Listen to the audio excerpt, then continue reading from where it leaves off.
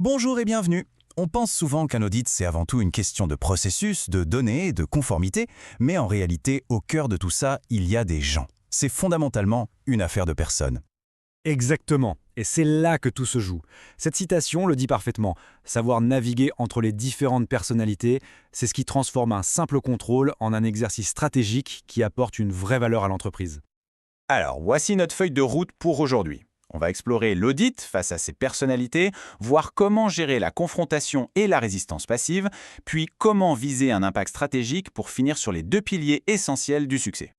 Allez, on plonge directement dans le vif du sujet. Premier cas de figure. Imaginez, vous faites face à un expert technique, quelqu'un de brillant dans son domaine, mais qui remet en cause chacune de vos conclusions, qui attaque votre crédibilité.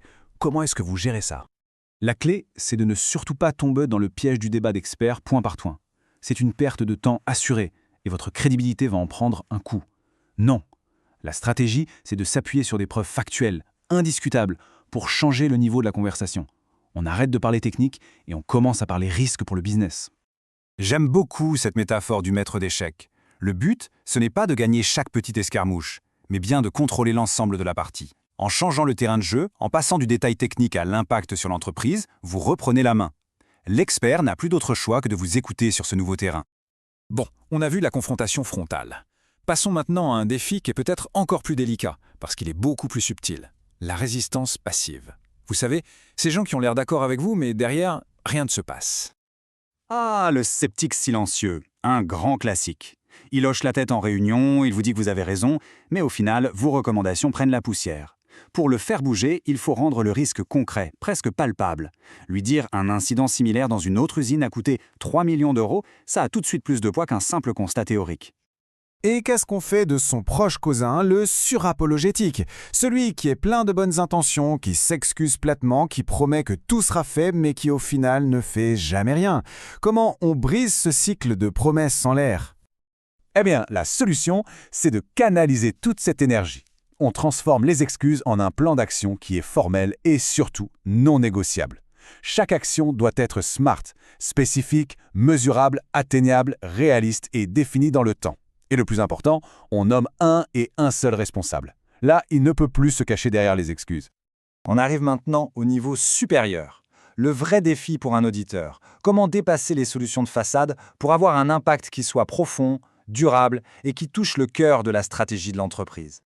Ici, on croise souvent le profil de l'orienté solution. C'est la personne qui, face à une fuite, va proposer de mettre un bout de scotch. C'est une solution rapide, une victoire facile. Notre rôle, c'est d'être le plombier intelligent. On valide le scotch pour l'urgence, mais on exige la solution de fond. On doit changer le tuyau pour que ça n'arrive plus jamais. Sauf que pour changer le tuyau, il faut souvent une décision, un budget, et c'est là qu'entre en scène le personnage le plus discret mais le plus puissant, l'observateur stratégique, le grand décideur. Comment on fait pour capter son attention et avoir son soutien, lui qui n'est pas toujours dans les réunions du quotidien?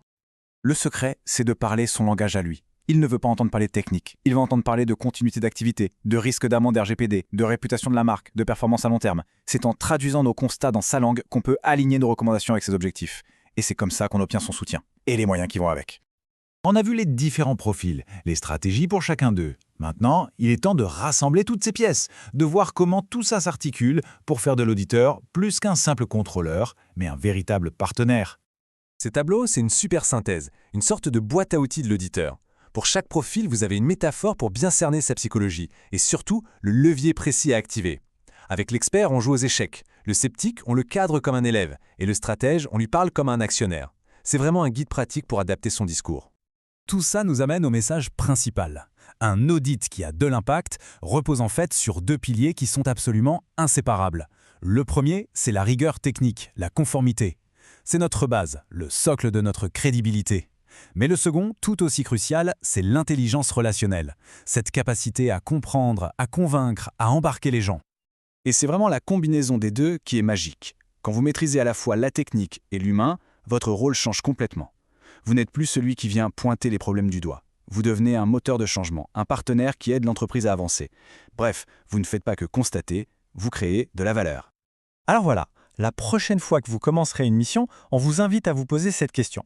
Est-ce que votre but, c'est juste de cocher des cases et de sortir un rapport, ou est-ce que c'est de comprendre les gens en face de vous pour faire de vos recommandations de vrais leviers de progrès? Toute la différence se joue là. Merci de nous avoir suivis.